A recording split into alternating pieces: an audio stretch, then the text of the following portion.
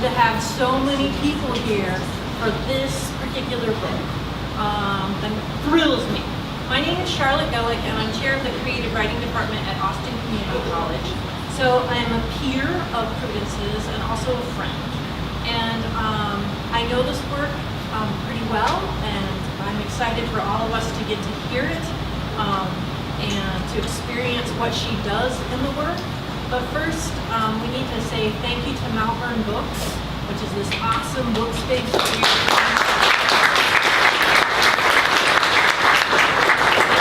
If this is your first time here, please know that all the books that they carry are published by independent booksellers. So you're not going to find the standard book that you might see in a chain bookstore. So they're very strategic about wanting to support voices that we might not see necessarily in the mainstream. So that's super cool. And please come back to other events that they have. So what I would love to say, first, technical things. Could you please, can we all turn off our cell phones together?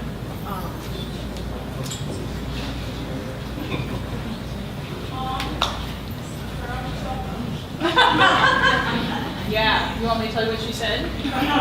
Oh my God. So, there are so many things that I admire and appreciate about Prudence. And I know this really isn't about my appreciation of her, but I want to list just a couple of things. One is that she always has awesome socks. So if you get the chance to see them, that's really cool. She also has an incredible appreciation for the stars and science. And if you take a look at the book, you'll see some of that. And what I love about the book is how it spans the heavens, and then it brings us back down to the ground. So like she has that capacity in the book to range so much. I love that one of her favorite book series when she was a kid was Elf Quest. I think you need to know that about her. I also love how much she cares about language. She has really high standards for herself and for her students and her peers about what words can do for us and what they should do for us. And I feel like I'm a better writer and a better colleague and a better parent and a better person because of my relationship with Prudence. So please help me welcome her.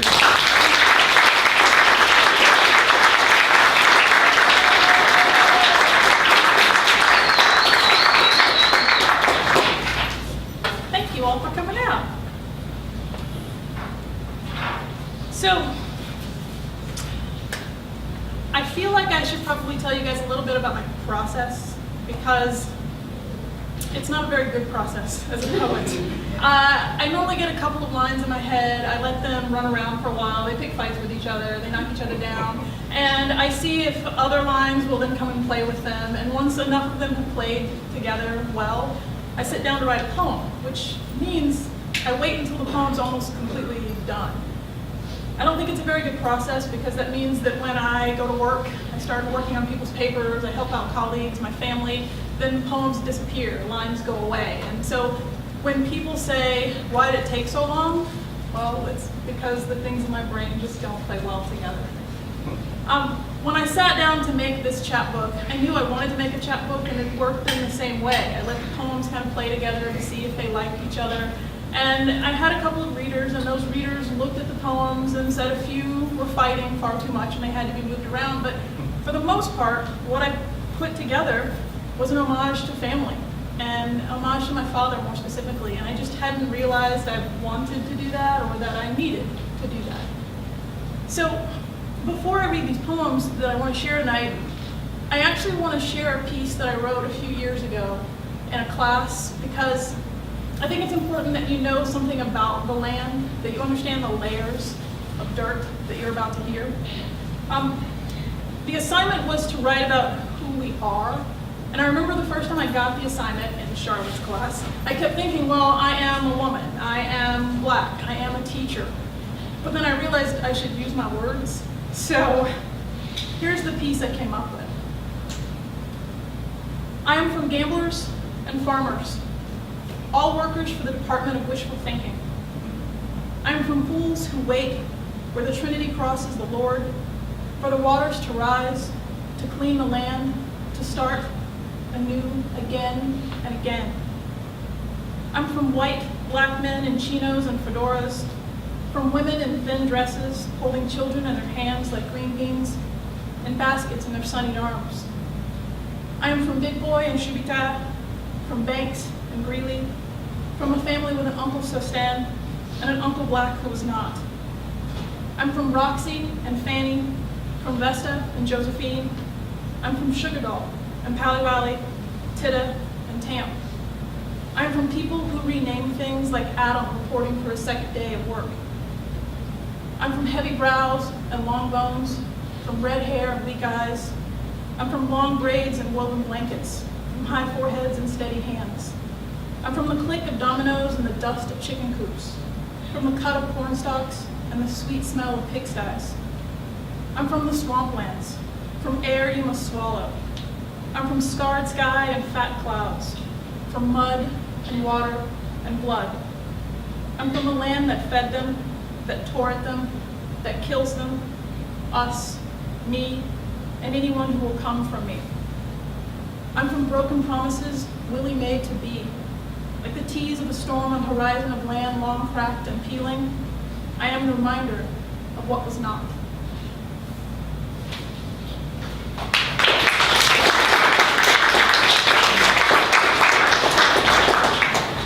So this first poem I want to share with you guys is in the chapbook. It's entitled Train Song, and I made a promise to myself after I wrote it that I always wanted to start my readings with it. And part of it is because cancer is very much a part of my family. I think I knew cancer before I knew its name, and I realized when I look back on the history of my family, cancer was always there. My earliest memories are of a funeral home that both sides of my family went to anytime someone died. I played there with my cousins, I watched the stars there for the first time, because living in Houston, you don't see many of them. And I remember how amazing and beautiful this place was before I started making the connection to the sadness, the death of it. And despite how many people we lost year after year in my family, I don't think I ever really paid attention to death and what death was until my aunt was diagnosed with breast cancer. And even after I heard about her diagnosis, I still didn't pay attention to it. It wasn't until one day I came home from work. I was working at Astroworld. Those of you know, everything comes back to Astroworld. I'd worked one of those 16, 17-hour shifts on the train, and I came home. And as I normally did, I walked into the darkened house, and just before I kicked the door open, as I normally do, I remembered that my mom had decided to take my aunt to her appointments that day, to drive her around, to take care of her. When I pushed the door open, I will swear even to this day that there was a glow in the back corner where my sister's bed was, where my aunt was. And I remember trying to be quiet, right? Even though I'd lived in this room for years, I was still stumbling everywhere. And at one point, I heard her voice. She said, "It's okay, I'm awake." She turned on the light, and the woman that I saw was not the woman that I knew. She had the same eyes, pretty much the same smile. She'd lost her hair. It started to grow back in, these kind of fine curls. And what I remember most about her is these long, beautiful fingers and bright red nails that she had. And she watched me the whole time when I got into my bedclothes and I crawled into bed. And I wanted her to turn off the light quickly because I didn't want to think about what I was actually seeing for the first time. And when I went to work the next day, it's all I had on my mind. Okay? What it would mean to lose this person. Now, the structure of this poem is in 4 parts, and each part of the poem, it's got what I call train song. So for 3 years when I worked at Astroworld, I worked on a train. That probably yelled at some people who are in here now. For those of you who don't know, all the noise that trains make, it is a language, right? The trains are speaking to each other. So when we hear those horns that wake us up, that annoy us, the trains are talking to each other, so they don't run into each other, so they know what the other trains are doing. And in the park, we had to learn the exact same signals. So each section of this poem starts off with part of that communication. Train song in 4 parts for Trish. 3 short, backing up. The car is moving through fog, fog like old syrup. Listen to the distance in the dark. Says she's looking for the green reflection of eyes, cats, deer, dogs. I want to reach over, take her hands from the wheel. I don't want to live this way. Fear of life, speed, reflection, animals. Faster, I think. We must go as fast as it eats at her. One short, ready. Red moon out, a sign that what is lost was lost for me and replaced. Natural progression to anger gives a safety time. When the heat cools below my eyes, past the line of sight of my nipples, as slanted as that line may be. Too short, going. I chose to be in the middle of the tunnel, darkest here in the middle, with a sentence unsure of its ending, where it is the coolest. Sweat becomes a sheen, yet not smelling of the stagnant water resting between the ties, train humming in the distance, not at the entrance, still like my body, shaking. Hands fading to the brown of the wood, the bleached rocks, oil like blood in open veins seeps through the fabric of my skin, presses up through my gnawing fingers. Too long, one short, one long. Thinking of Russia, endless nights, cold water. Hell is different for each of us. Before Brodsky died, he said the horns sound so human, so sad. And I stand beyond the road and count. Too long, one short, one long. I am coming to a crossing and going on through.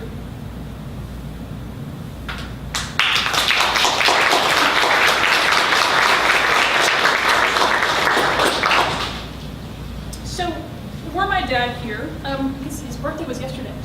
How old will he get down? 400? And one. Yeah, 401, something like that. Yeah. His birthday was yesterday. Were my dad here, he would say that he was very proud of my sister, very proud of me. He would not say that he loved us because we hadn't figured that out. He would have said that he thinks it's wonderful that us girls got an education for him, that we're able to achieve all of these wonderful things. And I would say that he was proud of us, but I'd also say he was a little disappointed. I think he would have been disappointed when he realized that my sister has a penchant to run into things. Just run into things, fences, walls, doors. I think he would have really loved that Christmas when she backed her minivan into my car, like stepping it up a level. And I think he was particularly disappointed in how I played sports. I'm lazy. And I also don't like things thrown at me. And I can recall his disappointment. And it was simple. It was just a head shake. But he was there all the time for us, no matter what. He was a farmer's son. And he spent a great deal of time telling us stories at night about how much he hated being a farmer's son. But he had this amazing garden in his backyard. Right? He grew everything that we could ever possibly eat and so many other things we did not want to eat. But the joy of it was that he could make these things grow. And he'd try and get us to go out there, but he'd spent so much time telling us that we needed to focus on our books that neither of us wanted to be out there. I'm very proud to say I have never mowed a lawn. Ever. Sorry, patience. So, I think at times when he looked at us and considered what he'd been teaching us, and he'd do the head shake, he thought maybe we weren't paying attention to him. But this next poem I wrote because I wanted him to know I was always listening. It's entitled Dirt. Yeah, it's the title track of this scene. I'm not a gardener, grubber of plants, shifter of soil. My nails clean. I stopped kneeling years before I reached this age. If you ask, I can tell a food seed from a pretty one. Clarify that tomato is fruit. Tell you, when the red hibiscus sits crushed in your hand, it smells of blood. The hammerhead worm tosses its head wetly when cut with a spade. A crooked row means death for someone. shit produces the best foundation. A tree can live around the rot at its base, but dies in the beauty of mistletoe. Poison grass returns as weeds mutates to flowers. Blue morning glories will cover your garden, beautiful, but chokes the roses. All this I learned on my knees from my father, my teacher. Beer in one hand, the other browner in dirt. That the dog will follow and proof your work. That here the frost will come back and kill your grapes, no matter what. That squirrels stockpile, even when there is no need.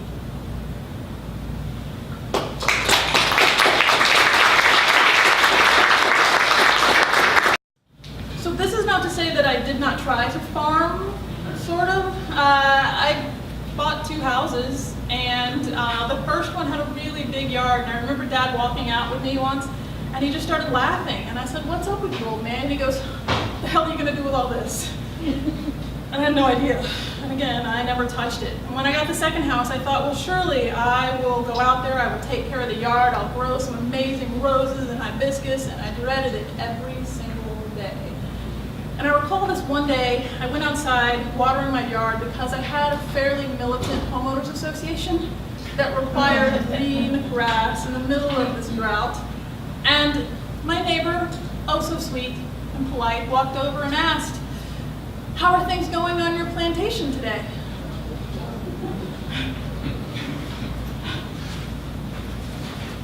So I'm gonna focus on my grass. This is the summer of growing grasses. Farming, my neighbor says, a chancy sport of luck and hope. As I stand in the sun, I feel how the heat settles into the dark circles under my eyes, the broken rows of my brow. This is the work of a nursemaid. You wake early, eat the air, sleeves rolled, and you can't help but sigh when you see the earth hasn't drunk enough. Can't think of what you could have done differently. The sun has only begun its job when you first wake to yours. You see, this is a business. The sun, the salesman of light and life, and you, the broker of guess and mistakes. Were I a vain woman, I would say I like the way the sun turns my hair, how it deepens the red in my skin. But I'm watching water, I'm counting days, and working on my poor man's frown.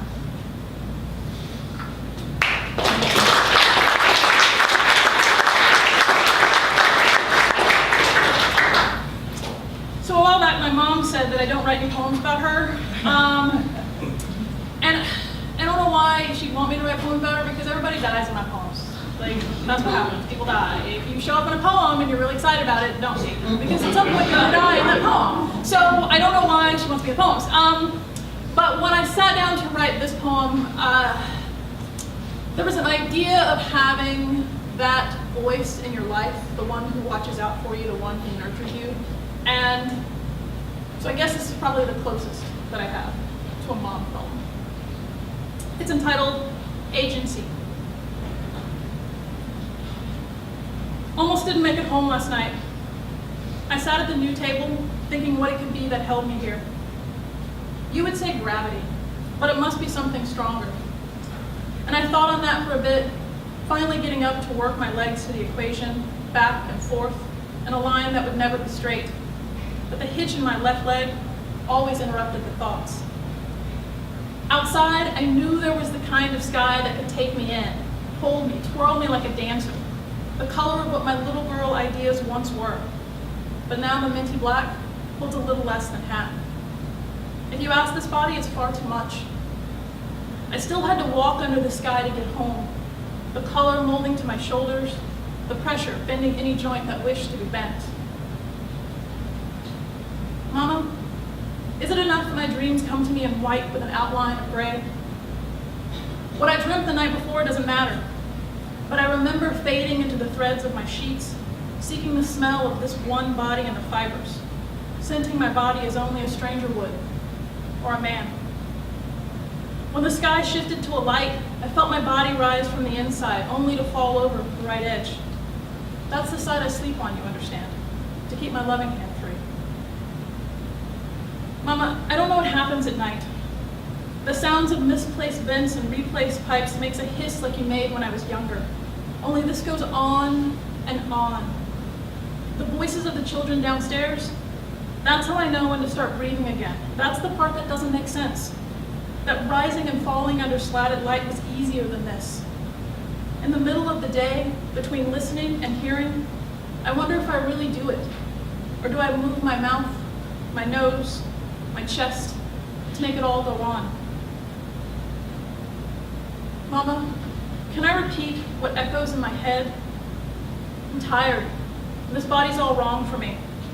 This body rattles of old machines and hums like the sky after thunder. Where are my freckles? My smile of teeth hollow and clear like gems. Where's that place you told me would draw the sun in? A center, you called it, that would allow anything to drill right into me, leaving behind a trail like a track in snow.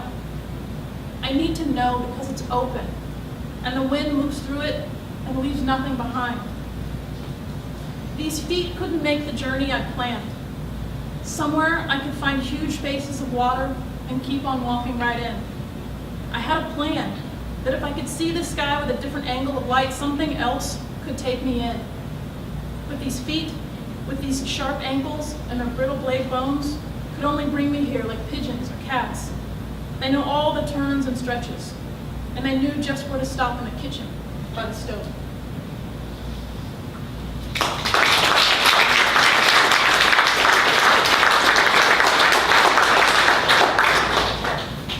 So, I'm sure everyone's been thinking about the water. I'm Houston. So I was thinking about the water this past week, my family, all my relatives, and I found that recently floods make me think about graves because I'm imagining the images from Katrina, all the caskets and coffins that were moved, right? Because they were above ground and they were on different journeys now every time it rained. And in thinking about that, I'm forced to think about my father's grave and what my father's doing in his grave when it rains. I want to read this poem because a number of people have mentioned that this poem resonated with them. But I do want to say, if you're following along in your book, I added something to it, but if you're not, then you don't know, so it doesn't matter. It's entitled, Where He Lies. I hear my father's tombstone is etched marble, white, like a monogram shirt. I wouldn't know. There was no stone when we walked away from that earth, wet at its edge, heat dancing drunk from the hole. The rental army had packed their tape recorder, the grave diggers, distant cousins, spit in the grass, made plans to make happy with cousins, not us. The bastard priest shot for a ride back to the church hall, a whore done with work, looking for food. I haven't returned. My uncle tends the grave. He mows the grass around his father's grave, his sister's grave, his brother's grave, his mother's grave, his brother's grave, his nephew's grave, his sister's grave. He's in death's employ. In our family, he will never be without a job. I'm glad he does it. In overalls, brogans, baseball cap, hidden in the pines and cypress, the hum of the mower, harmonies, mosquitoes, and frogs. He reports to my mother. My sister and I pay him in silence. I'm glad he does it. If death fired him and hired me, I'd cover it all with pitch and burnish right out of the ground.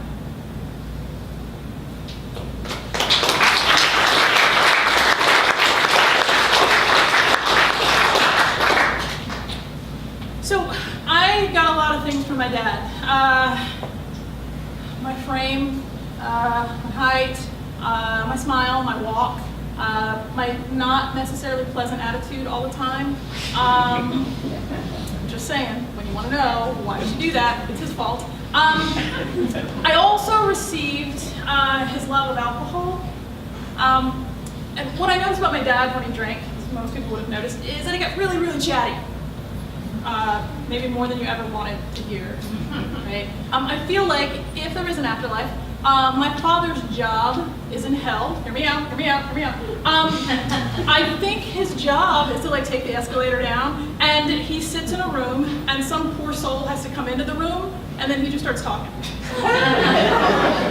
Right? For him, it's just another day of work, but this person is just stuck in this space. Right?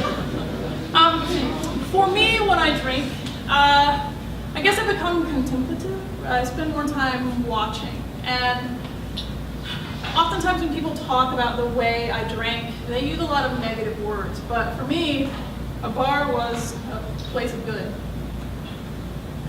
My lips, like the glue on stamps, and these people were changing the way I saw the guy sitting next to me under the bar. Because everyone was moving too fast, his head was surrounded by a fuzzy halo of blinking light. Well, you know the story. We were there for hours, leaning on a splintered footrest, putting fairy tales to the music we hummed, and he just smiled while I scratched my head, fine dust sifting from my hair. The 6th drink, I told him it was dandruff I picked up in a drier climate, and I couldn't seem to shake this itch as easily as that other itch I had, you know where, from what's his name? The next time I scratched, he stopped my wrist and glancing around the room, he picked the slick yellow paste from under my nails. Asked if I thought I'd know a holy person if I saw one. Hell, I figured that's what we've been doing all along.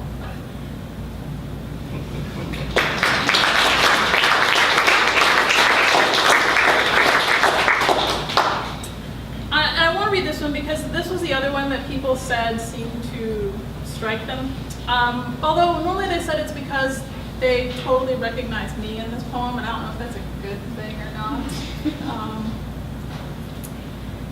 I want a large woman with long hands to fall in love with me. I will sit between her legs, pressing my back to her thighs, as she uses her fingers like a fine comb to work the kinks out of my hair. She will,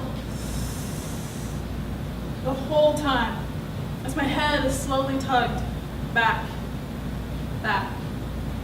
until I can look into her eyes begging me to act right just this once.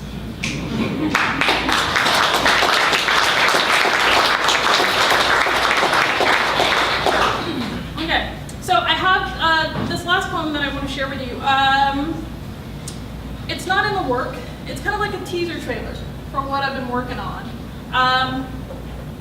Because I decided I wanted to do another chapbook, so I've been letting some poems kind of fight around, and this one's come to the top of the list for some reason. And I feel like it'll probably be something else about gardening and my failed attempts at it. What I'm trying. I want to be my father's daughter. So it's entitled, I Weed Like a Woman Angered. I plant my feet, warrior stance. I don't even know what I'm grabbing, yanking, tearing from the earth.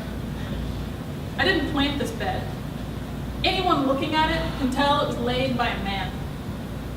He dug up sheets of grass and dirt, turned them over in his hands, and put it all right back, without once checking to see what was going on in the bed. There was no look for the seeds of ugly things, the stuff that comes back unwanted.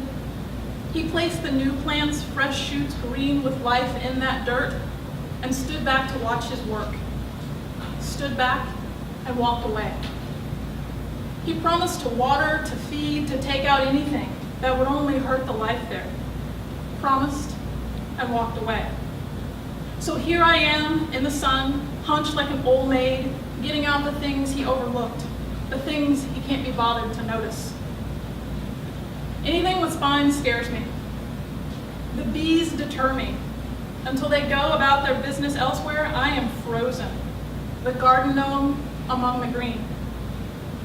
I think these are aphids I crush as I move from tiny pecan tree to tiny budding pecan tree. I have to take breaks to look up what I pull out of this bed. Johnson grass, crabgrass, clover. And I am enthralled by my pulling until I pull something that should be there in this garden. But I remember it was laid by a man who doesn't know how to care for a bed. I weed like a woman angered because I am.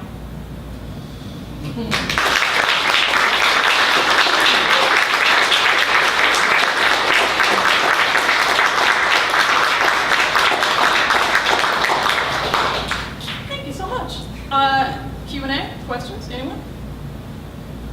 And I feel weird like I'm in class again. You're not looking at me. From start to finish, how long did this process take? My whole life? Your whole life? Yeah, I would say that some of the poems that are in here are older than you are. Okay. Yeah. Part of my process is to be lazy.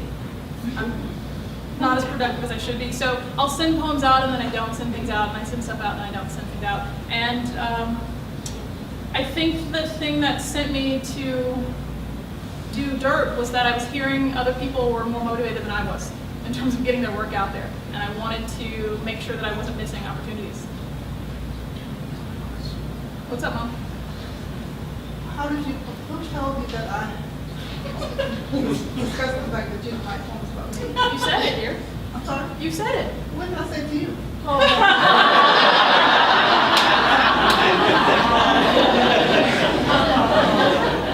As you know, we all share secrets behind your back.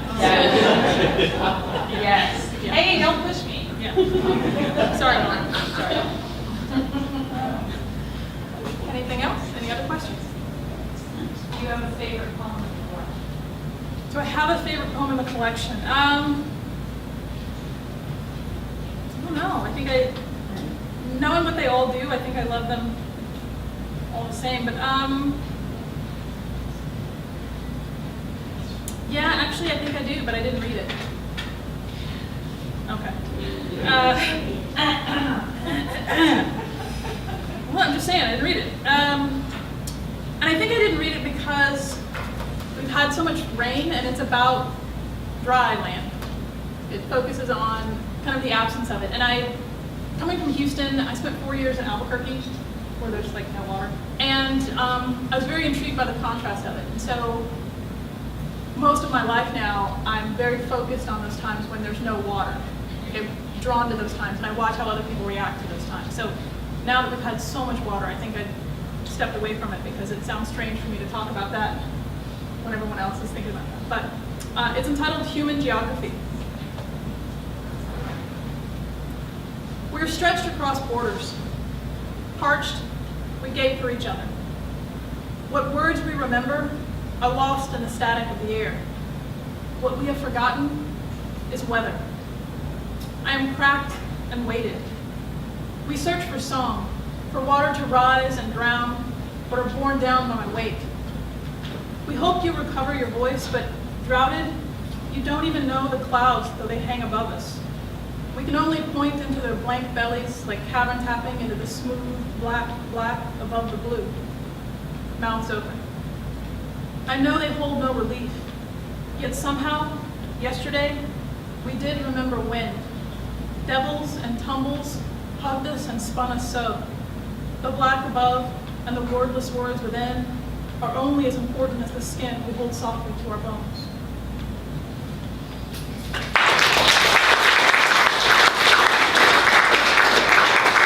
Where did you get that lovely picture for the cover of your book? The lovely cover picture here, Yes, that one. this one, I'm Where not did you sure. find that lovely I graphic? think maybe my sister took it.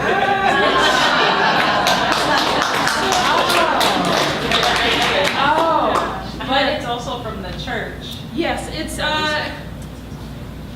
so there are some funerals I didn't go to, and my sister went to one, I think this was our aunt, and she sent me the picture so I could just see the pictures and see everyone who was there. And as soon as I saw this picture, I said, oh, it's the tree.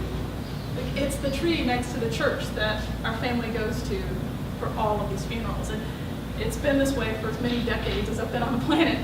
It's the tree. And I felt like if I was going to talk about the dirt and all the layers of dirt that we grow from, I had to include that picture. So I know music is a big part of your life. This is sort of a two-shaded question. Do you listen to music when you write? And if not, or if so, what role does music play in your writing? I think I used to listen to music when I wrote, but I noticed I started picking up the structure of that songwriter, that kind of thing in this stuff. It was always like a crowded house and Sting. I'm totally an 80s kid, but I don't think I do that anymore. Now it's about silence. think I want to hear the words, which I don't normally do when I'm writing. So I think I want to hear them as they come out instead of being distracted by the music. Was your favorite poet and like, or who inspires you most? Naomi Nine. She's a poet out of San Antonio. I love the way she speaks about the everyday, the mundane, and it is beautiful. When she speaks of breaking her favorite bowl, camera being stolen on a vacation, the things that we don't normally think of as poetic and beautiful, she finds beauty in those things. And I think that's what I hope poetry does, that it reminds us of the real world we live in, and the kind of cliche of stopping and smelling the roses, right? Seeing the beauty that is around us every day, instead of trying to craft something that may be artificial. I think that's what we do. Anyone else? Thank you so much for coming.